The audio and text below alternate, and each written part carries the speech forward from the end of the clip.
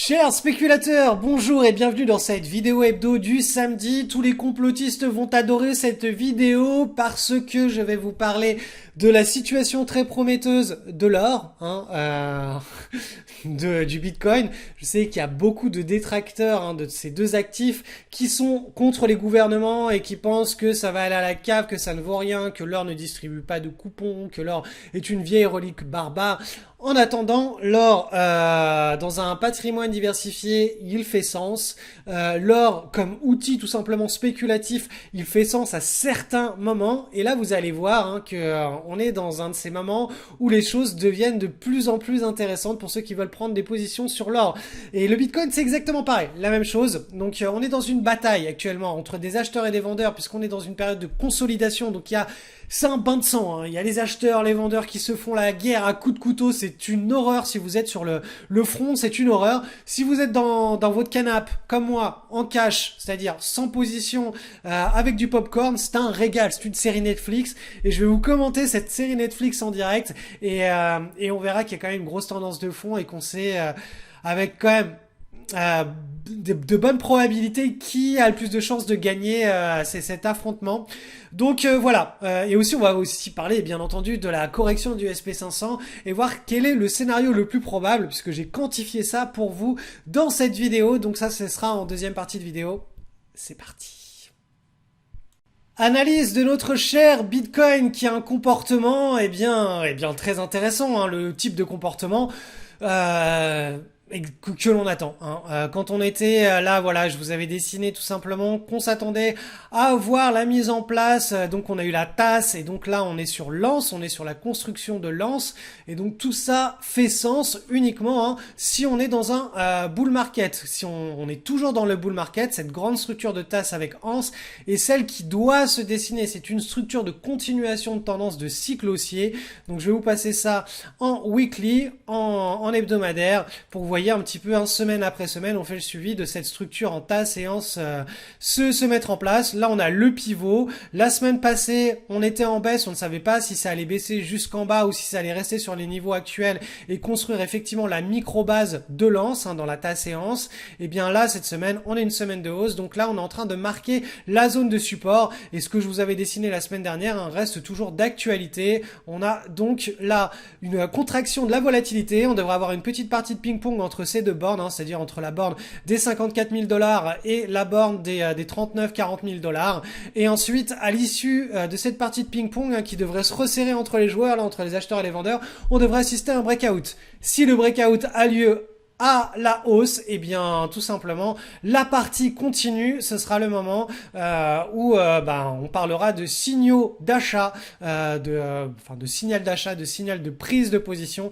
Et c'est d'ailleurs moi personnellement à ce moment-là où je reprendrai une position significative sur le Bitcoin et sur certaines cryptos pour spéculer. En attendant, on reste cash, moi je reste cash, je regarde tranquillement entre guillemets dans mon canapé avec du popcorn la partie volatile entre les acheteurs et les vendeurs s'affronter. Je vois le bain de sang qui a eu lieu ici, j'étais pas dedans. Là je vois les acheteurs reprendre espoir et tout le monde qui pensait que ça y est, on allait mooner en ligne droite jusqu'aux 100 000 ou 1 million de dollars et puis boum, ça s'est stabilisé, c'est reparti vers le bas, il y a eu des mauvaises nouvelles, tout le monde a repaniqué, tout le monde s'est dit ça y est, faut lâcher les cryptos. Vous voyez un petit peu ces news qui font la volatilité du marché pendant les périodes de consolidation. Honnêtement, quand vous n'êtes pas dedans, quand vous n'êtes pas dans le marché, vous êtes cash, vous avez du popcorn, vous êtes sur le canapé, c'est un régal. Vous vous amusez, c'est très drôle, c'est une série Netflix en temps réel.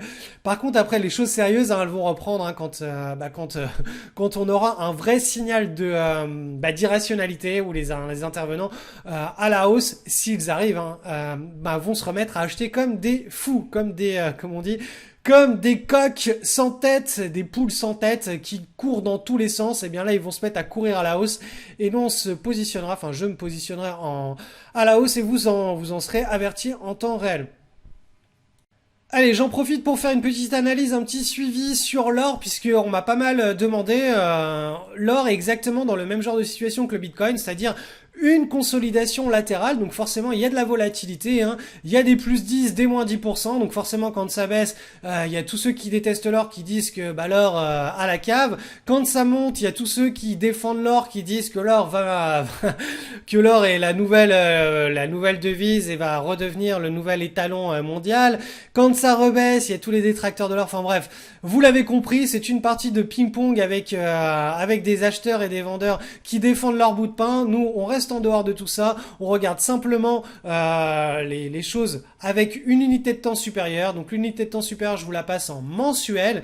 Et en mensuel, vous voyez bien qu'on est tout simplement inscrit dans un nouveau cycle de hausse sur l'or depuis le mois de juin. On a cassé par le haut. Là, on est en pleine dynamique de hausse et tout simplement ce qui se passe là, hein, c'est qu'on a une consolidation qui est extrêmement saine dans cette nouvelle dynamique de hausse. Donc vous voyez en mensuel, on a la bande de Bollinger supérieure qui se stabilise et qui se contracte autour des prix, la bande de Bollinger inférieure qui elle aussi est venue rechercher les prix. Donc on a quelque chose de très simple, on a un triangle en réalité, triangle de continuation haussière. Donc ce triangle il doit tout simplement maturer.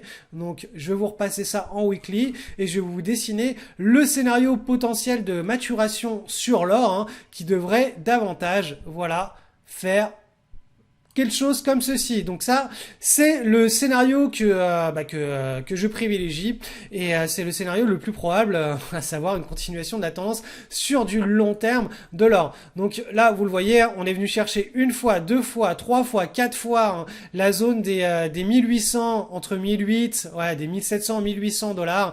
C'est une zone qui est très recherchée par les acheteurs. Donc là, on a des fluctuations qui sont aussi de moins en moins fortes. On a en réalité un espèce de triangle chartiste là comme ça, de continuation de tendance qui est en train de se mettre en place.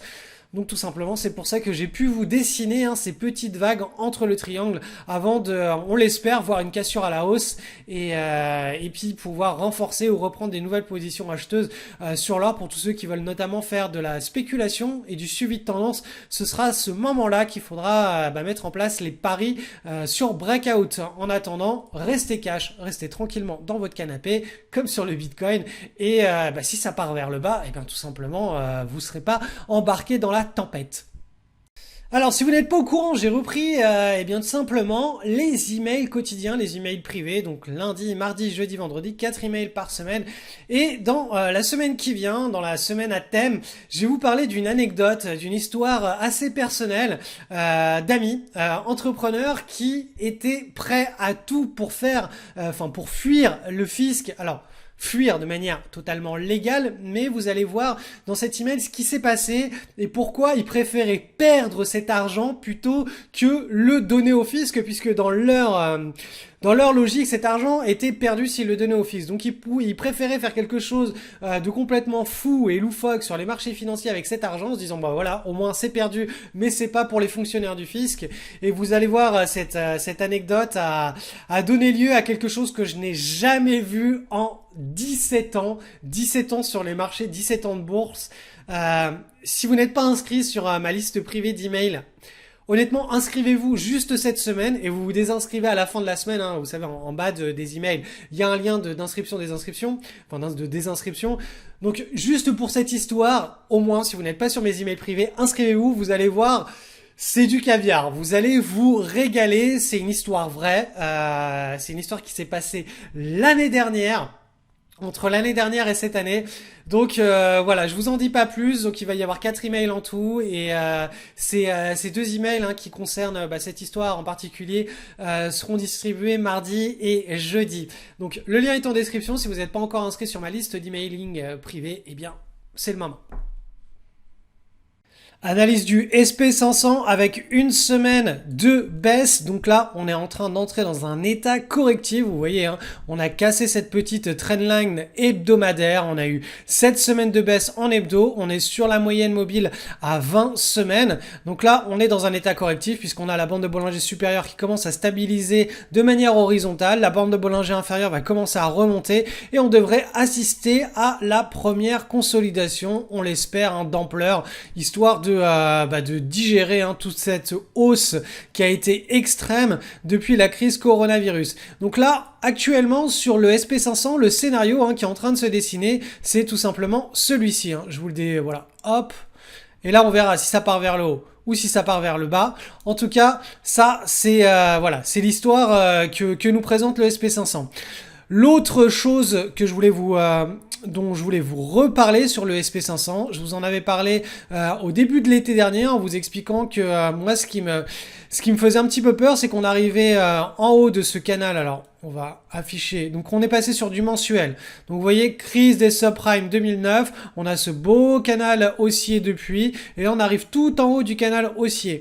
Et donc, eh bien, forcément, quand on arrive en haut d'un canal, soit on a une cassure et une accélération, on part en bulle, soit, eh bien, on stabilise, on digère toute la hausse entre le bas du canal et le haut du canal, on la stabilise, on la digère et on repart de plus belle. Donc voilà, là, a priori, le mois de septembre, qui vient de se clôturer, au final hier, nous enregistre un mois de baisse. Donc, tout simplement, on pourrait assister je le rappelle, sur le SP500, à une première respiration, une première correction. Donc voilà. Ça, c'est ce qui peut se passer au cours des prochaines semaines et des prochains mois. Je vous rappelle aussi une chose, c'est que le mois d'octobre est réputé pour être le mois des cracks boursiers. Donc effectivement, si la correction est le scénario le plus probable, s'il y a des événements macroéconomiques majeurs, des énormes news, des faillites, je ne sais pas quoi, qui viennent de la Chine, du Pérou ou de Mars, si ça se passe, si ça arrive et que ça tombe et que c'est fort, tout simplement, on peut avoir une correction qui se transforme en mini crack. C'est assez rare que ça se produise, mais ça peut se produire. Ensuite, on va passer sur le Nasdaq. Le Nasdaq est dans une situation bien plus intéressante, bien plus haussière, on est bien plus optimiste sur le Nasdaq 100. C'est pour cette raison que sur le SP500, je repasse sur le SP500. Le scénario que je favorise là pour le moment, c'est tout simplement une consolidation dans un espèce de triangle comme ça, quelque chose d'assez habituel et de sain. Pourquoi ? Parce que le Nasdaq, lui, il a très très peu corrigé. On est toujours dans une dynamique haussière. On n'est même pas dans une correction intermédiaire. On est dans une petite correction intra-hausse, de la hausse enclenchée depuis la semaine du 7 juin. Donc là, ce à quoi on assiste depuis 1, 2, 3, 4 semaines, c'est vraiment un état correctif mais qui est très très léger et qui ne remet pas en cause la dynamique haussière qui a déclenché le breakout, la cassure pendant le mois de juin. Donc le Nasdaq, lui, est toujours très puissant. Il est très très haussier. Les investisseurs accumulent des actions techno. Et enfin le DJI. Le DJI, lui, il n'a pas bougé cette semaine. Il est toujours dans son état de stabilisation. Vous voyez que les bandes de Bollinger sont stabilisées depuis le début du mois de juin, depuis le milieu du mois de juin. On a eu un breakout ici début août. Hop, on est revenu chercher à l'intérieur, donc à l'intérieur de l'ancienne base. Donc on est en train de construire une nouvelle base et on a toujours ce scénario que je vous ai dessiné la semaine dernière ou la semaine précédente, qui est celui d'un triangle, d'une stabilisation, d'une consolidation. Donc tant qu'on ne casse pas par le bas, c'est le scénario le plus probable. Donc voilà pourquoi le SP500 pour le moment, je reste assez haussier. La consolidation qui peut se mettre en place ressemblera davantage à ce que je vous ai dessiné plutôt qu'un crack. Crack qui lui corroborait alors je vous repasse ça en mensuel. Tout simplement l'état correctif mensuel, là, on a eu vraiment au sein de ce canal à très très long terme un excès aussi entre le bas et le haut du canal. On serait dans une logique de venir corriger vers le milieu du canal. Ça, c'est vraiment si d'un point de vue macroéconomique, il se passe des événements, des espèces de petits signes noirs entre maintenant et on va dire la fin de l'année. Mais encore une fois, les cracks, ils sont vraiment historiquement les bienvenus au mois d'octobre. Je ne sais pas pourquoi, c'est comme ça, c'est l'histoire. Les mauvaises news et les mauvais événements, ils aiment bien se mettre en place, pointer le bout de leur nez au mois d'octobre. Donc tout simplement, Si vous devez prendre des nouvelles positions de swing trading, eh bien prenez-les avec un money management qui reste relativement défensif, restez extrêmement sélectif et protégez bien vos positions. Hein. C'est pas le moment de faire n'importe quoi parce que quand on est en début de bull market, faire n'importe quoi sur des positions bien choisies, ça passe. Vous n'allez pas vous faire brutaliser. Par contre, quand on est sur un bull market qui est déjà bien avancé, hein, depuis la crise coronavirus, on a déjà extrêmement avancé. Si vous vous permettez trop de liberté et que ça corrige fort, vous allez vous faire brutaliser votre compte de bourse. Donc tout simplement, respectez vos plans de trade et votre money management, chose que de toute façon vous devez faire en tout temps. Donc phénomène assez intéressant hein, pour tous ceux qui sont en position sur Netflix dans l'école dans les années passées et tous ceux qui ont suivi le fast track. Hein. Netflix hein, cette semaine termine par une semaine de hausse avec des volumes en forte augmentation. Donc voilà, quand on choisit bien ses opérations, soit on choisit bien les caractéristiques, hein, parce qu'en réalité, je le répète, on ne spécule pas sur la santé d'une entreprise, on spécule sur les émotions des intervenants. Et ces émotions, à partir du moment où elles deviennent irrationnelles, c'est là où ça devient intéressant pour nous. Donc que ces émotions, elles se mettent en place sur de l'or, sur du Bitcoin, je sais pas moi, sur le fonds de Warren Buffett ou tout simplement sur Netflix, eh bien nous c'est ces émotions que l'on va trader. On ne traite pas les entreprises, on trade les émotions. Alors après, si bien sûr vous n'êtes pas totalement à l'aise avec ça, vous pouvez rajouter un filtre de fondamentaux sur les entreprises que vous mettez en portefeuille. Hein. Essayez de mettre en portefeuille pour tous ceux qui sont des fondamentalistes qui essayent d'utiliser l'analyse comportementale. Ces intervenants-là vont mettre du value investing ou tout simplement de la croissance ou du quality investing dans des entreprises qui présentent des anomalies de marché, on va dire basées sur des fondamentaux. Hein. Donc le value, le quality factor, le facteur de petite capitalisation ou tout simplement le facteur de momentum qu'on utilise couplé avec l'analyse technique. Donc voilà, toutes ces il n'y a pas besoin de rentrer dans des considérations ultra sophistiquées.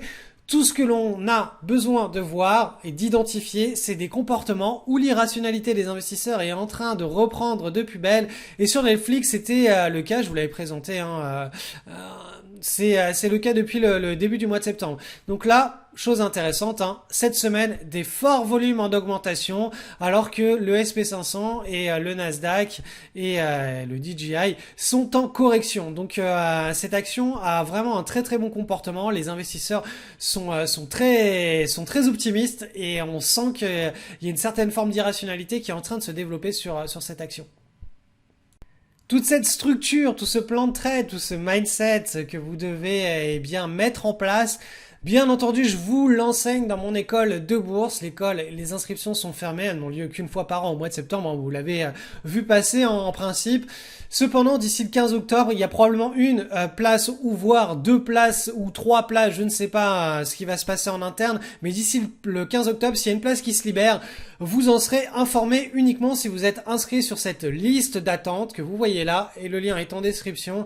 Donc voilà, si vous avez loupé le coche début septembre, peut-être que vous aurez une petite opportunité, une petite fenêtre pour rejoindre l'école, sachant que voilà, les choses sérieuses vont vraiment commencer à partir du milieu du mois d'octobre, c'est-à-dire l'installation des screeners, le suivi des marchés, le screening des marchés, la mise en place du forum, le premier live, première conférence et enfin la création de toute la communauté et la rencontre de tous les élèves entre eux. Tout ça va avoir lieu à partir de la moitié du mois d'octobre. Donc c'est pour ça que il y a encore cette petite possibilité avec les restructurations qu'on mène en interne de peut-être, si une place se libère, de rejoindre l'école. Donc voilà, ça c'était pour la petite aparté. Sur ces belles paroles, je vous souhaite une excellente semaine.